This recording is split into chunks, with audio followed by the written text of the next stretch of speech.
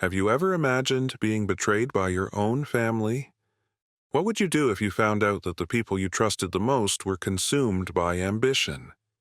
That's exactly what happened to one man, and his story will leave you speechless.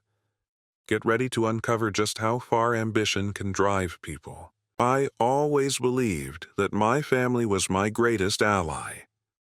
We went through so many tough times together, and every achievement we reached was the result of a lot of collective effort.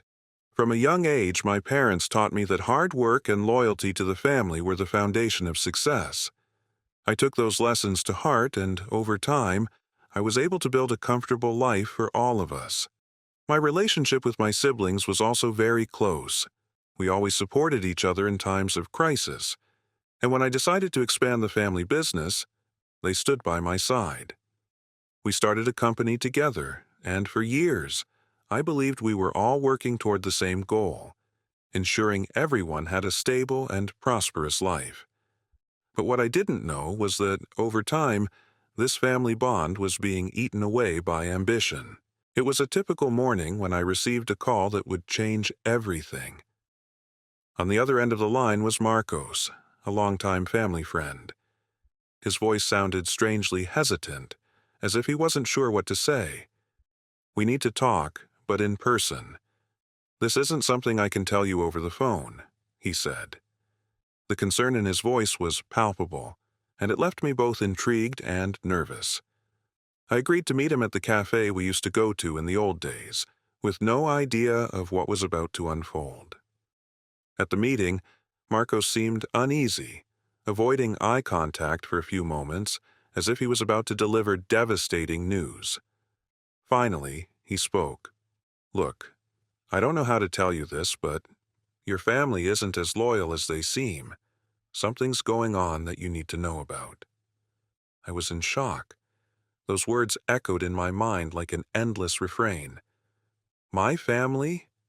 No, impossible. I knew each of them like the back of my hand. Or at least, that's what I thought. Marcos then began to recount, in detail, a series of secret meetings that had been taking place for months. Meetings between my siblings, cousins, and even my parents, which I had never known about. They were orchestrating a plan to take control of the company from me, manipulating documents, talking to lawyers, and even scouting potential investors. While I was dedicating my time and effort to growing the business, they were quietly plotting a takeover, ready to cut me out of everything. At first, I refused to believe it. There must be some mistake, I thought. After all, this was my family. How could they be conspiring against me like this? But Marcos was insistent, showing me text messages, emails, and even photos of meetings that confirmed what he was saying. Everything I believed was in order was nothing more than a facade. I stood frozen for a few seconds, trying to process the avalanche of information. My mind was a whirlwind of emotions: betrayal, anger, disbelief. I began to connect the dots. Small details I had overlooked in the past few months, like my brother's strange behavior during meetings or the quick glances they exchanged when I talked about the company's future plans. Suddenly, everything made sense. They were leaving me out, making important decisions without consulting me. I was no longer part of the inner circle. I was the obstacle they needed to remove. After my conversation with Marcos, I decided I had to confront my family. This couldn't go on. But fear also consumed me. What would I find when I put everything to the test? What would I do if the betrayal was confirmed directly by them? It was the kind of situation you never imagine facing, especially from the people who are supposed to stand by you, not against you.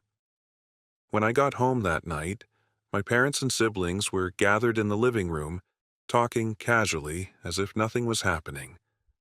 My heart was pounding so hard it felt like everyone could hear it. I sat silently, watching them. In that moment, I realized that everything had changed. The people I had always loved and trusted were willing to sacrifice our relationship for power and money. Discovering something like this from people so close to me deeply shook me. I felt crushed by the weight of the betrayal, as if the ground had been pulled from under my feet. The trust I had built with my family over the years was destroyed in an instant. What hurt the most was realizing that while I was here, grappling with this whirlwind of emotions, they continued their lives as if nothing had happened. They smiled, made plans, while I carried the weight of this secret.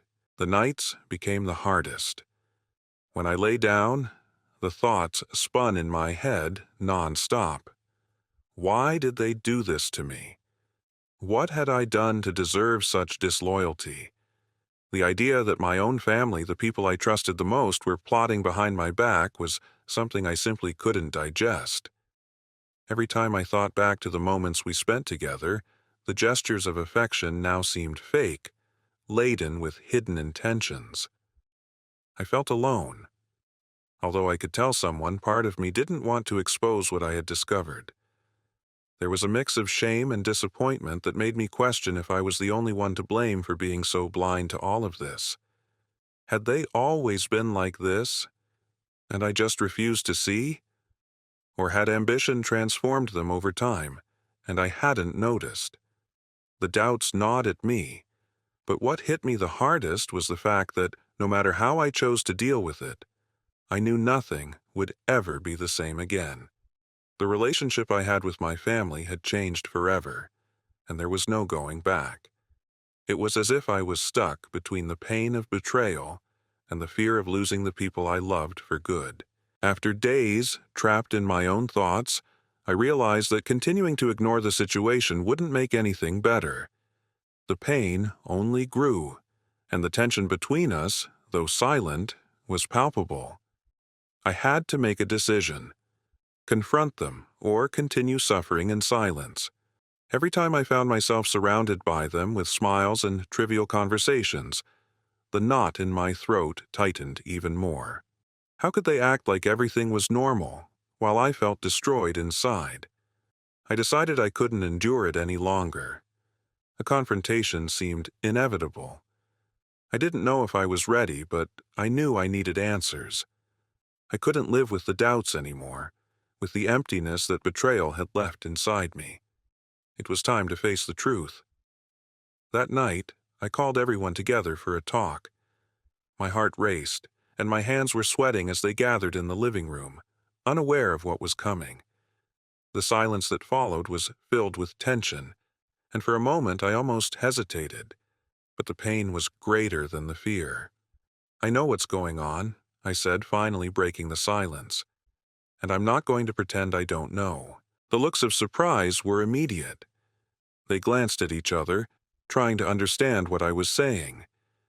It was as if, for a moment, the world stopped. I was vulnerable, exposing all my wounds, but at the same time I felt it was the right thing to do. I needed the truth, even if it broke me even more. My father was the first to speak, trying to justify himself. "It's not what you think," he said, but his words felt empty, weightless. The coldness with which he tried to gloss over the issue only hurt me more. All the gestures of affection, the words of kindness, now seemed like a mask. My mother remained silent, as if the weight of guilt had paralyzed her.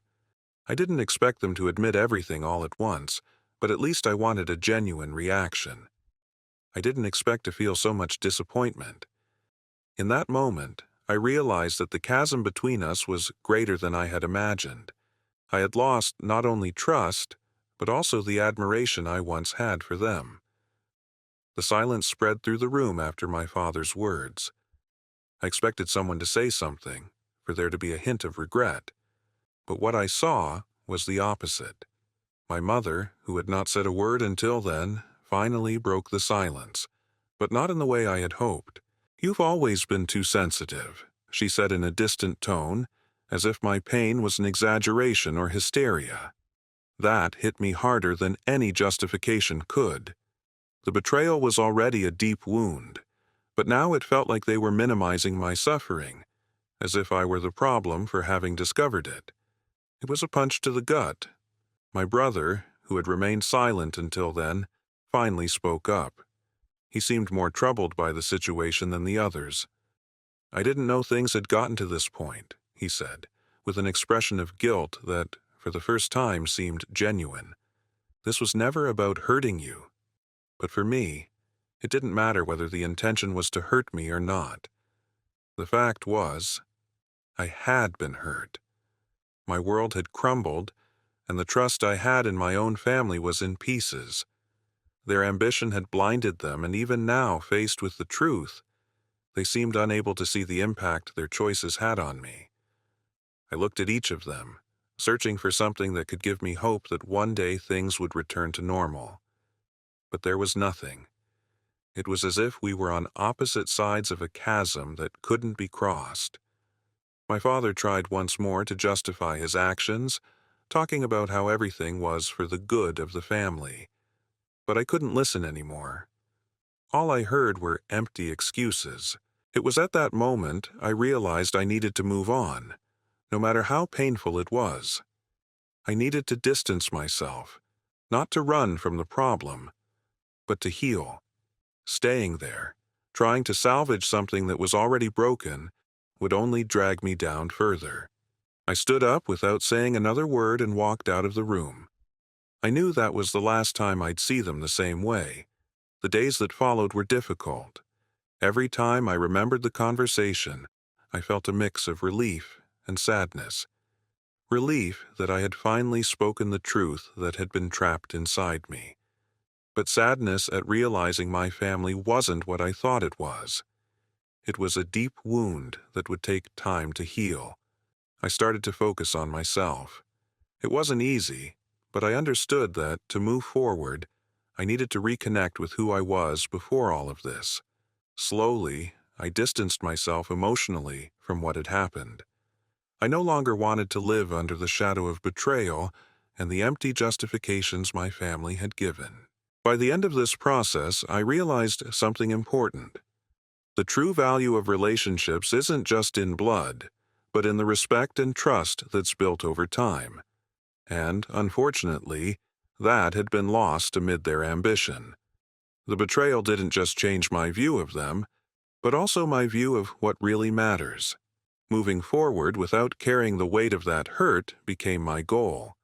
It wasn't easy, but understanding that I could find peace away from that situation was the key to starting my healing process. After all of this, I realized that no matter how painful betrayal from someone close can be, healing and personal growth are possible. Sometimes we have to distance ourselves from those we love the most to find our own peace and rebuild trust in ourselves. What I took away from this experience is that ambition can distort values and destroy bonds that once seemed unbreakable. But in the end, what truly matters is how we're able to rise, even after the deepest of disappointments. If you enjoyed this story and want to hear more impactful ones like it, don't forget to subscribe to ReactStories and turn on notifications so you never miss a new video. Here, I always bring stories that will make you reflect and rethink what we know about human relationships. Also, leave your comment below and share your thoughts on this story. And of course, if you know someone who needs to hear this, share the video with them. See you in the next story.